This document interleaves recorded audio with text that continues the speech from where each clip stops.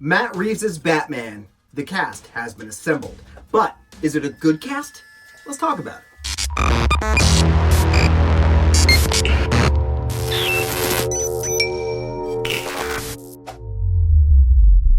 Hello, my little darlings. It is I, Chris Darlings? Why did I call you darlings? Hello, all my friends. There you go. That's much better. Welcome to another episode of Nerd News. I'm your host, Chris Chavis. And welcome to my lovely channel that's pretty much a show created for nerds by a nerd. And today, we're going to talk about Matt Reeves / Robert Pattinson's Batman movie, more importantly, the casting of this movie. Now, if you didn't know that Batman was going to be another movie with a whole new cast, I did a pretty much a review on what I thought about Robert Pattinson being the new Batman. So I won't be talking a lot about Robert Pattinson in this video, but if you want to know my thoughts on that, check out that episode. But before we get started, like we do each and every episode, I don't know what that was.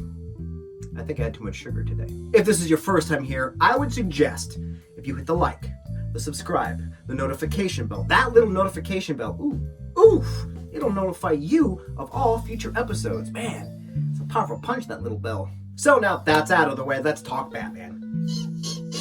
So the Batman is scheduled to be out 2021 and is directed by Matt Reeves.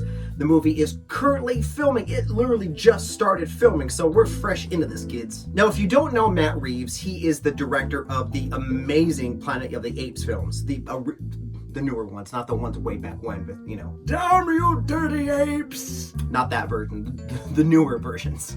Now, after they announced who was playing Batman, we were all wondering, okay, fine, Robert Pattinson, who else is, who is he gonna fight? Who is he gonna fall in love with? Come on, give us some stuff, guys. And then casting started trickling in, and I'm not gonna lie, some of it was pretty good.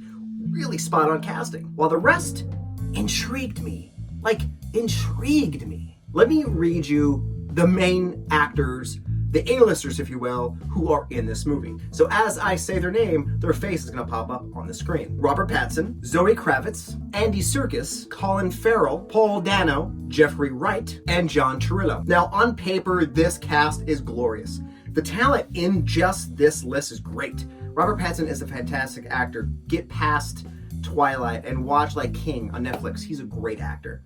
And Colin Farrell won an Academy Award, and the list goes on. It's really, really great acting. But who are they playing? All right, so we know about Robert Pattinson. So, yet again, let's run this down, shall we? Zoe Kravitz is playing Catwoman. Andy Serkis is playing Alfred Pennyworth. Paul Dano is playing the Riddler. Jeffrey Wright is playing James Gordon. John Turturro is playing Carmine Falcone, and Colin Farrell is playing Oswald Copperpot, aka the Penguin. So right off the bat, when I mention those list of characters, right away, there's one name in that list, you're like, how is that gonna work?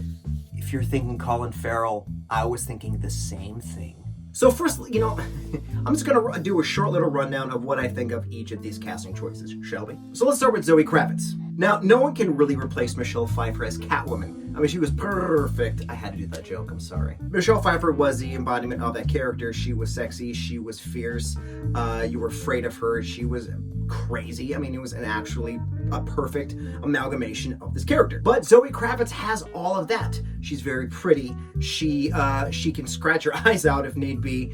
She's very cunning. She's very shifty. She's very, smooth, and she has the characteristics perfect to be playing this character. Plus, she got a haircut that matched the comic book to the T. Yeah. So I give the casting of Zoe Kravitz an A+. So now Paul Dano. So we've only seen one version of the Riddler, and that's Jim Carrey's. So there's not really much to go off of, besides Jim Carrey playing the Joker, playing the Riddler, playing Jim Carrey. Well, Paul Dano as the Riddler is great because the Riddler needs to be redone, retold. He has a fantastic character arc, and I think it's great casting. I give him an A+ as well. And now Andy Serkis. So Andy Serkis has definitely pioneered the way that we look at mocap suit, right?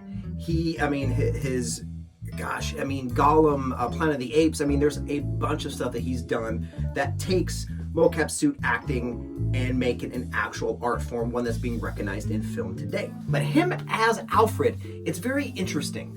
I don't know if I hate it and I don't know if I like it. Andy Serkis is British, so there you go. Alfred's British. And then there's a version of Alfred like they have in the TV show where he is just as lethal as Batman in the way of fighting. So maybe they're gonna go from that route with it, but I don't know. Andy Serkis is a great actor. I mean, I liked him in Black Panther. He does do a good performance in the films that he's in.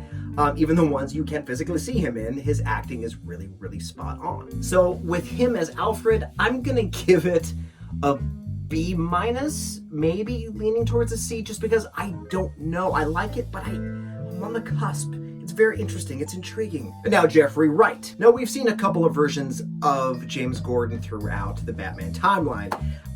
And I don't know if you've seen Jeffrey Wright in certain movies, or a good example is him in Westworld. He is, yet again, a very intense actor. And to kind of put him into that commissioner role, I think fits perfectly. I don't know the tone of this movie, but it would fit perfectly if they went back to the Christopher Nolan style. Because he's a very serious, straight actor, like, Batman, we have something. He talks just like Batman, in my opinion. Batman, they have stolen my daughter. Really? Yeah.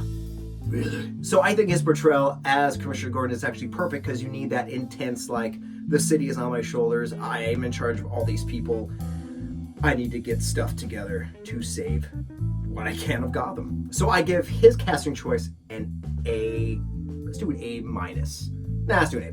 Now, John Turturro. First of all, I realize I'm saying his last name very wrong, and it's okay because I just can't pronounce his last name. But this is okay. We're getting to the nitty gritty here of I don't like it.